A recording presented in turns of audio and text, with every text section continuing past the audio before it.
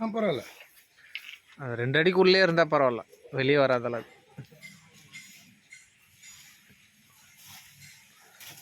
அந்த செடி எடுத்துரு. நீங்கள் மாணவரே கை வைக்காதீங்க சார், அது போட்டு வச்சு. அது தேங்காய் வச்சிருக்காருல்ல, அது இப்படி நேரம் நிற்கும் உள்ளங்கையில் நின்னா கன்ஃபார்ம் பண்ணிட்டு. தண்ணி அங்கே இருக்குது. தண்ணி இப்போ இன்னும் கிடைக்கல தானே? இல்லை, அவள் தான் அங்கே பார்த்துருக்காரு. இப்போ சென்டர் பாயிண்ட் வச்சு மார்க் பண்ணிட்டு